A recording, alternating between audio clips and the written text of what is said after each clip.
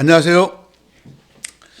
실력 있는 엔지니어가 되기 위한 원포인트 레슨 시간이 돌아왔습니다. 지난번 강의에 이제 프로그램에서 변수는 왜 선언하는지 이런 거 설명했고요. 그 변수의 타입에 보면 기본 자료형이 있다, 사용자 정의 자료형이 있다, 이렇게 설명을 드렸고요. 그래서 기본 자료형에는 뭐가 있느냐? 불, 캐릭터, 이런 거 있다는 걸 설명하셨어요. 이걸 왜 기본 자료형이라고 하느냐? 그것도 여러분께 설명을 드렸어요. 자, 이번에는요, 여러분들이 속을 썩이는 것 중에 하나죠. 사용자 정의 자료형에 대해서 설명하도록 하겠습니다. 정말 간단한 건데 의미만 알면 어렵지 않습니다. 자, 보세요. 사용자 정의 자료형은요, 저기 변수의 타입을 선언하는 거예요.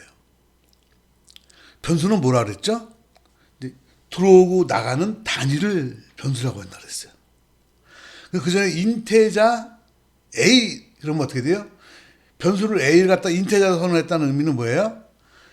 들어오고 나가는 거를 숫자 하나만 하겠다, 이런 의미를 보시면 되는 거죠. 연습할 때나 쓰는 거죠.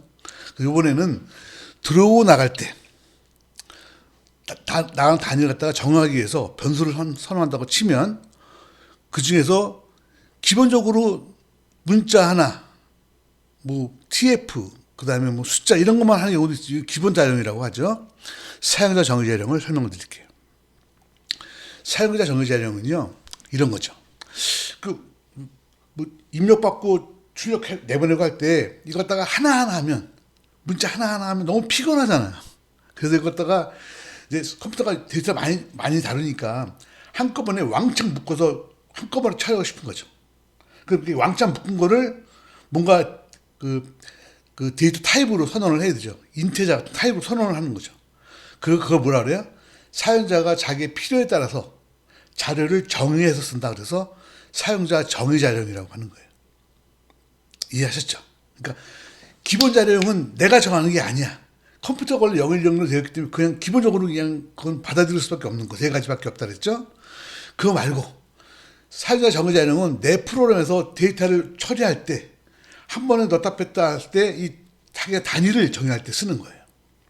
그러면 그런 사용자 정의 자료형을 정의할 때 방법은 몇 가지가 있을까? 간단하죠. 보세요. 똑같은 거, 예를 들면 숫자 같은 거 100개를 묶어서 한 번에 처리하고 싶다. 그럼 숫자 100개를 묶어서 하나의 자료형으로 선언하는 것. 그러니까 동일한 데이터를 많이 여러 개 모아서 사용자 자료형을 선언하는 것, 그걸 뭐라 그러냐면 배열이라고 그래요. 근데 또 그런 거 말고, 예를 들면 우리가 기본 숫자, 불, 문자 세 개를 갖다가 묶어서 하나로 이렇게 다른 거죠. 다른 자료형, 기본 자료형 중에 세 개가 있는데 세 개 중에 세 개를 묶어서 다른 자료형들을 묶어서 하나의 어떤 단위로 처리하고 싶다.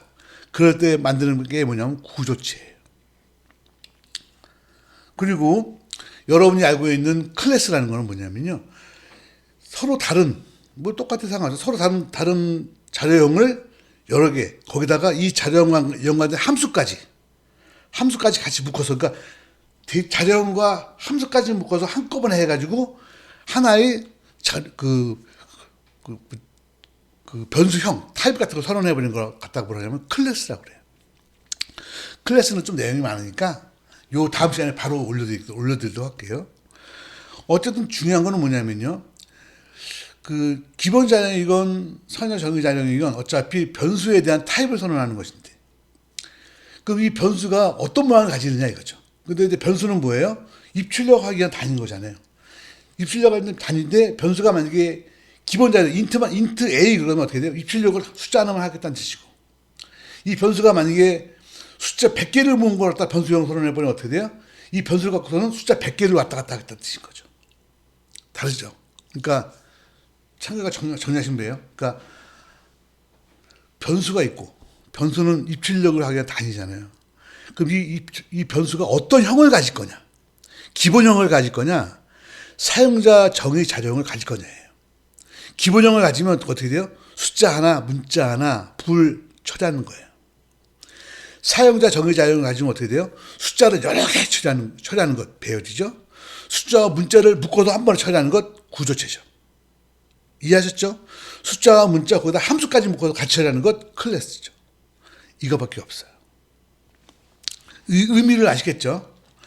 그래서 지금 사용자 정의 자령이라는 거는 결국 뭐냐면 우리가 프로그램에서 입출력을 위해서 변수를 선언하는데 변수가 어떤 모양이냐 이거죠. 그게 단순한 기본 자령의 모양이면 뭐 선언할 필요가 없죠. 기본형이니까. 근데 이제 사용자 정의 자령이면 숫자를 여러 개 모은다. 그럼 10개를 모을 수도 있고 100개를 모을 수도 있잖아요. 그건 뭐 프로그램에 따라 필요에 따라 만들기 나름이잖아요.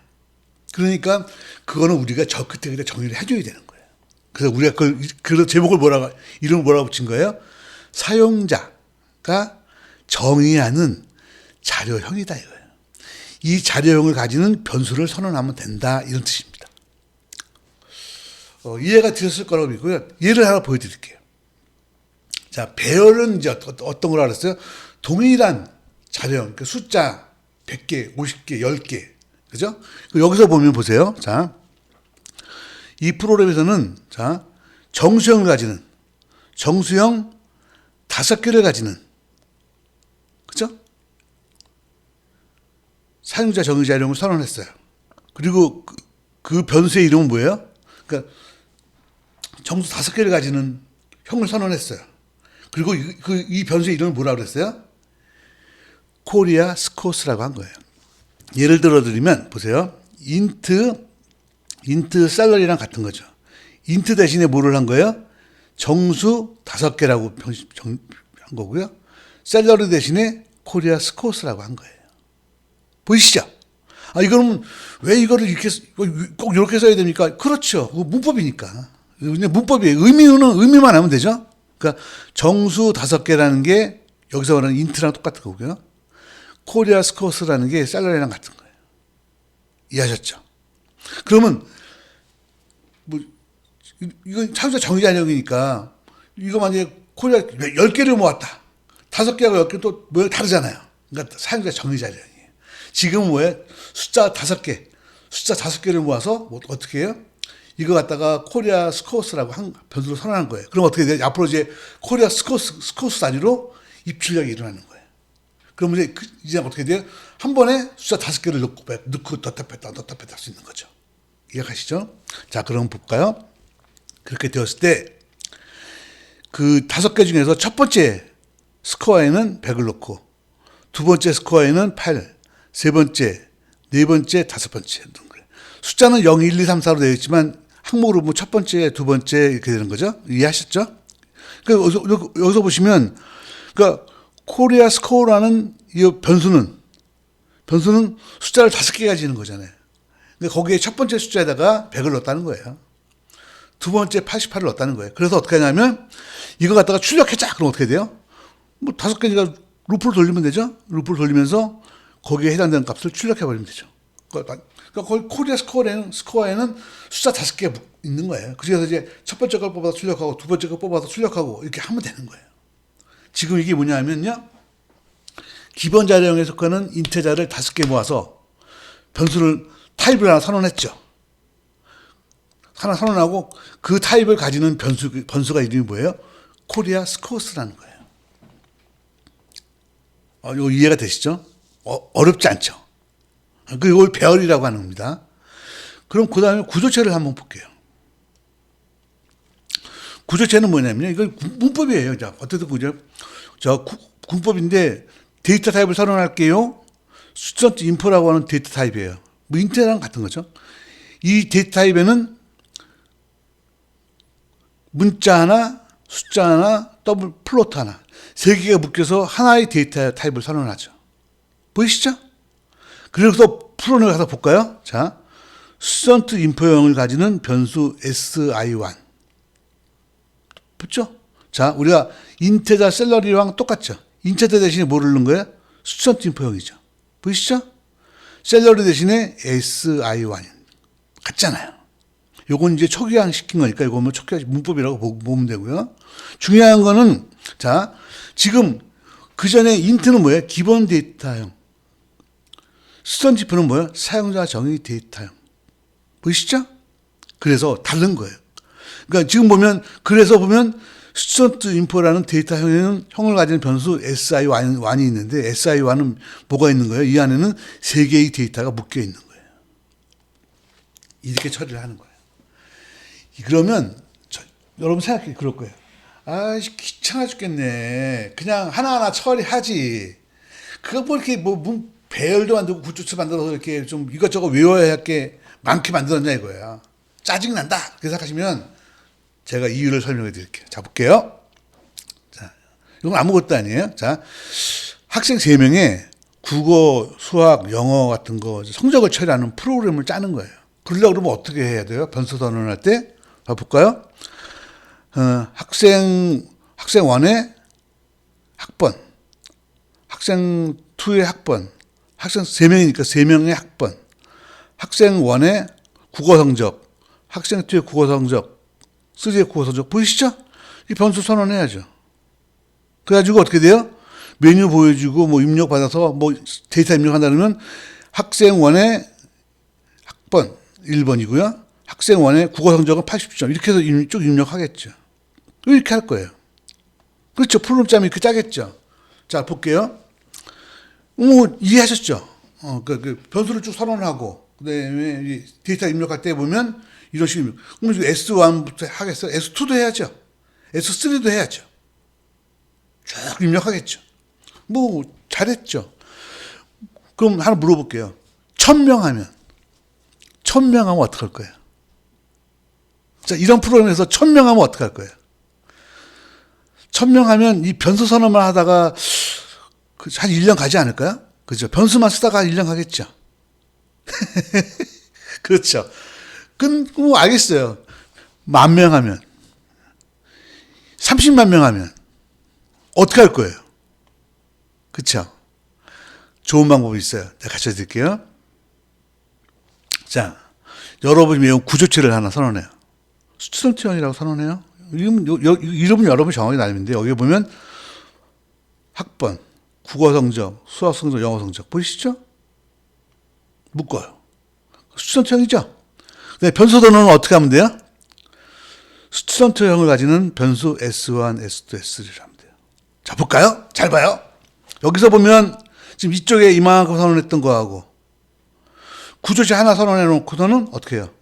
요렇게 하는 거하고 어떤 프로그램이 더 읽기가 쉽고 짜기 쉬워요? 이제 감이 좀 오세요? 사용자 정의자령은 이럴 때 쓰는 거예요. 여러분이 만약에 사용자 정의자령이 없다면 이쪽에서 만약에 3,000명 한다 그러면 변수 선언만 하다가 그냥 1년 가는 거예요. 그죠? 이게 만약 이렇게 돼 있으면 어떻게 하면 돼요? 이거 그냥 이렇게 쭉 월등히 나타나죠? 월등히. 그죠? 그래서 배열, 구조체 이런 게 필요한 거예요. 그리고 여기서처럼 여기는 S1의 넘버부터 각 개개 변수에다 다 넣잖아요. 이건 어떻게 하면 돼요?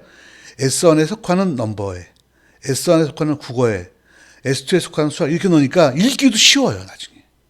어떤 새끼가 어디에 속하는지도 잘 명확하게 표시가 되잖아요. 그러니까 읽기도 쉽고 변수 선언도 아주 간단해지고 그죠? 그래서 오늘 여러분은 뭘 배웠냐면 기본 자료형 당연히 여기서처럼 이렇게 하는 거죠. 이거 갖고 안 되는 왜 안 되느냐 어떤 문제가 있느냐를 좀 여러분이 깨달았어요. 그래서 이걸 좀 더 간단하게 하기 위해서 어떻게 했냐 사용자 정의 자료형을 만드는 거예요. 그래서 똑같은 거를 여러 개 묶어서 자료형을 선언할 수도 있고 다른 걸 묶어서 선언할 수도 있어요. 하나는 배열이라고 하고 하나는 구조체라고 해요. 상관없어요. 이름은 같아요. 역할은 같아요. 그럼 만약에 여기서처럼 숫자 뭐 이렇게 있다면 이걸 이렇게 묶어가지고 구조체로 선언한 다음에 이걸 이렇게 선언해버리면 보세요. 이거랑 얼마나 차이가 많이 나요. 그래서 사용자 정의 자료형을 쓰면 뭐가 좋다? 큰 용량. 이 데이터를 처리하기가 편한 거예요. 프로그램 짜기도 편하고요. 그죠? 관리하기도 편하다니까요. 만약에 이게 없었으면 여러분은 여기서 변수 선언만 하다가 1년 갈 거예요. 30만 명이면 어떡할 건데? 응? 대책이 없잖아. 그렇지 않나요? 이렇게 하면 얼마나 간단, 이것도 그냥 루프로 선언해도 되고. 간단하잖아요. 간단하긴 하지만 읽기도 쉽잖아요. 유지보유하기도 쉽고. 그쵸? 요것이 바로 사연자 정의 자령이 필요한 이유다. 이렇게 생각하시면 될 것 같아요. 오늘 여기까지 했고요. 사연자 정의 자령 중에서 한 가지 더 있어요. 클래스가 있는데, 그거는 다음 시간에 바로 녹화해서 올려드리도록 하겠습니다. 수고하셨습니다.